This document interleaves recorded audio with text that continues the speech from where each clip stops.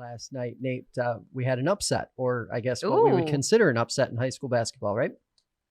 Yeah, pretty much as close as you can get to it, right? Like you said, in high school basketball, Gananda took down Lyons, the sweep the season series. Now Wayne County is, I would say, in jeopardy, or maybe not in jeopardy, but anyone can win. There's a few different teams that it's along with those teams. ER is in there, Clyde Savannah too, so that can easily win that division. Pretty late in the season too, right? Wayne like, how many County games? For sure. girls is the best league, maybe competitive wise, in the Wayne Finger Lakes this year. And just when we, on the Upstate Hoops podcast on Monday, anointed Lyons as the class of the league, Gananda girls come in and beat Lyons by 12, at Gananda, which is a tough place to play. Kaylee Marvin had 25 points. Ava Jenny had 14. And, Marvin outscoring Jay LaBelle, who had 17. And how many in a row is that for Gananda girls, Nate? Like 12? 8, 9, 10, 11, 12. I mean, it's been a while since they lost. I think it's 12 straight. I think so, yeah. That sounds like a favorite. That sounds like if there's a favorite to win at this point, to win the league, that seems like a favorite. They're clearly playing better than anyone else right now. But if, going back to November, we would have had them behind Clyde, ER, and Lyons, but they're playing great basketball, and that was a huge win last night. And that's really a tough loss for Lyons. Both those teams are now 13-3 on the year. Next week, I think we're going to be at the Lyons-Clyde girls game. Finger Lakes 1 will be there for that, and that'll be another big one. It's nice to see one of the best rivalries in local high school basketball have some meaning on the girls' side, at least, in Wayne County. So, and then the other game, Nate, that caught my eye last night was H.A.C. taking down the Dundee Bradford boys 58-45, which is a little bit of a surprise. But yeah, it wasn't really a heavy slate of games, a few Wayne County girls games and a few Finger Lakes West boys games. And there's a full slate tonight of great games, but I don't know if they'll be happening because of the weather. I was going to say, is the protocol that if school is canceled, they do not play the games? If school's canceled, they won't play. But even though they were in school, conditions are supposed to get colder and windier as the day goes on. And when you get -20, -30 wind chills, I wouldn't be surprised to see a lot of these games postponed. But it does get tougher now. We're in February to make them up. I was going to say, how does that work as you're coming down? Because there's only 2 or 3 weeks left in the regular season. February 16th, I think, is the last day of the regular season. So, and then they get 5-6 days off before sectionals start. And so I think they reserved like the February 17th maybe for some makeup games. But it's tough, especially if there was to be another snow day over the next couple weeks. But it's congratulations to the Gananda girls. They came out of nowhere. Be interesting to see the power rankings on Monday, Nate, this week. See what happens on the girls' side. Yeah, be a lot of changes. Nate, what do we have as far as tonight? What games are you watching? Newark is playing Waterloo in a rematch from earlier in the year. Where Waterloo beat them in Newark, but Newark was a little shorthanded in that game, so could be a different outcome for sure. Wayne Palmack. Well, Newark was shorthanded first time around. Now they're at full strength. Yeah, that's what I meant to say. Sorry. Yeah, they were missing one of their senior guards, Braden Steve, and a couple other guys too were out of the lineup. So it could be really interesting. I know Newark, if I had to guess, they want that game. They want to be able to have some revenge against Waterloo. Waterloo is playing a little. They got a win against Markswomen earlier this week. Before that, they had lost 3 of 4, so a little bit up and down for the Tigers over here in Waterloo. But Newark at full strength tonight.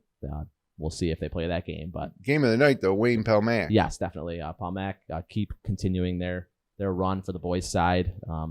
Wayne had a really good start to the year, and I don't want to say rocky the last few weeks, but interesting maybe is a better word. So we'll see if they get back on track. I don't know. I think they're playing better. I think the youngest of the Blankenbergs is now starting to emerge and potentially could be as good as his brother Logan, who currently playing at Nazareth. And that's Palmack wins. I would say it's close to a clinch of the Finger Lakes East. If Wayne wins, they got an inside track maybe on the Finger Lakes East. So that's the game I'm looking at if they play it tonight. But On the surface, who are you saying is the better team at this point in the season? Palmac, I think. Better resume? Yeah, they've been the most consistent. And, honestly, Trevor Sanders has those kids playing great. A hallmark of Palmac over the past couple of years has been really disciplined, hard-nosed.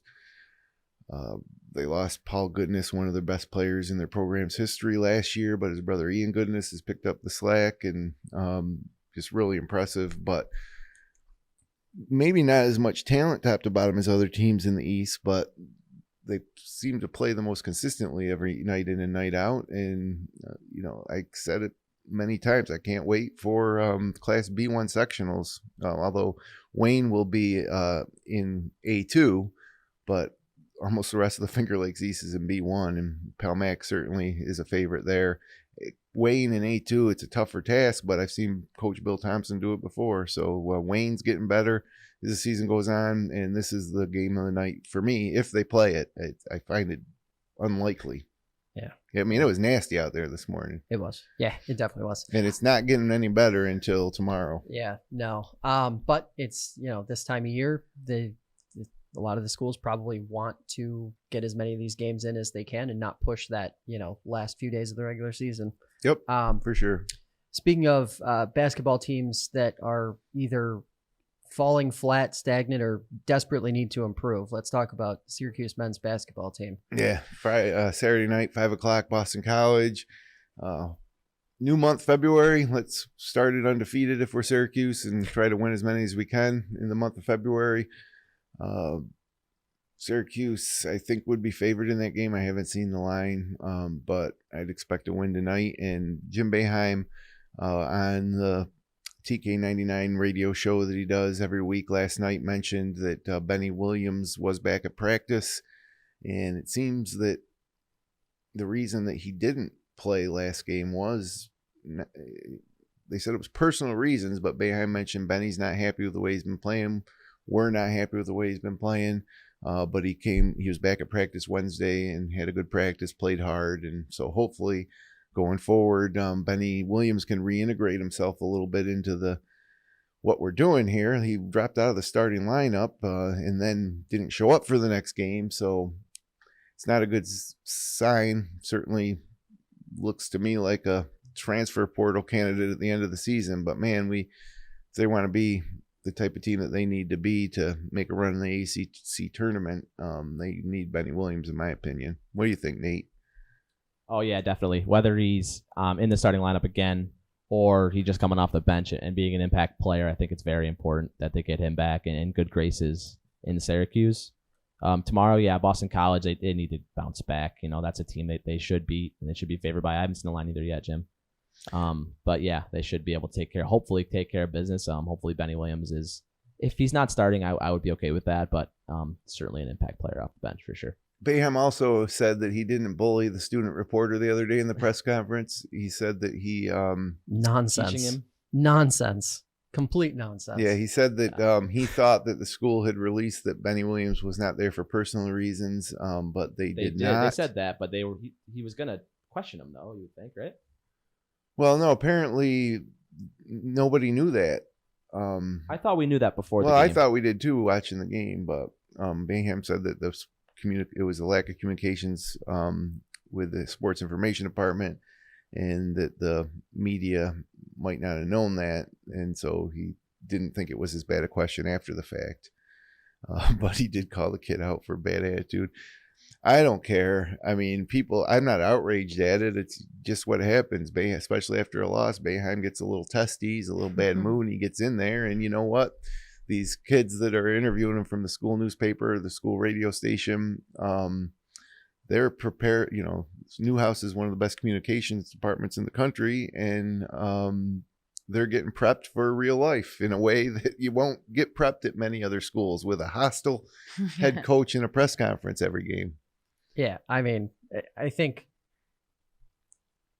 it feels as though in those moments, Boeheim is past his prime, past whatever you want to call it. It sounds like he doesn't want to be there in those moments, and that's to me the biggest problem with because it's not like it's an isolated thing. It seems to happen every few weeks. Yeah, and So- it's been that way for years, and that's why I like watching the press conferences. Honestly, most coach post game press conferences are kind of boring. Never Boeheim's, and the thing is, don't feel bad for the kid. Like, I know the outrage is like, oh, he's bullying this poor kid. That kid went back to his their newsroom or whatever and had a good laugh with everybody else, because that is a rite of passage for a Syracuse University sports journalism student to get that treatment from Boeheim. So I don't think that kid cried himself to sleep that night. And by the way, he had a soundbite that was heard all over the country. That's right too. Yep. So Making 2 a for name 2. for Love himself. going viral these days. I'm curious, are we in absolute must-win territory now for? No, I the don't think it Orange? matters. If they went out, they are not going to probably not get an automatic bid to the tournament at this point. I mean, maybe if they won out. So yeah, I guess it's a must win. I don't think they'll possibly win out. They'll need to win the H.A.C tournament to get a bid. Yeah. Or let me check that. A lot can change. So let's say they do maybe have a 1-loss February and just really turn it around, start playing good, and then go into the ACC tournament and make a deep run and lose in the finals. They could still capture, I suppose, an at-large bid, but that seems highly unlikely. So it's not as desperate of a situation as it was maybe, in the past couple games against North Carolina and Virginia, when they still had an opportunity to play themselves in before the ACC tournament, in my opinion. Yeah. I mean, they're not even being discussed as on the bubble. So, yeah. So Syracuse men's basketball, they're playing at Boston College tomorrow at 5 p.m. Yep. So it should be a Watch good it. game. Yeah, Watch you it, should people. watch it. That's really all that I had for sports. Do you guys have anything else you want to throw in there? just that it's so strange, always strange for the first time since the end of August. There's no football this weekend. Super Bowl will be next weekend. And Yeah. I actually threw my first bet down on the Super Bowl. I took the Eagles on the money line, and I teased the over under down to 42.5 and parlayed those together. I think that the line might get Fancy. bigger for the Eagle. I think the Eagles might become another maybe 2.5 point favorites by kickoff. So I locked that in, and I also think the over could go up to maybe 52 by kickoff, but I could be wrong too. It could go the other way, but I just locked that first bet in, and then next week I'm sure we'll be talking about we will do our Super Bowl betting preview Absolutely. segment where we'll look at a lot of other things. And for the Super Bowl, there's just so many more options in terms of player props or stupid things like the coin toss and Yeah. Anything. Tails never fails. Never ever. So let's.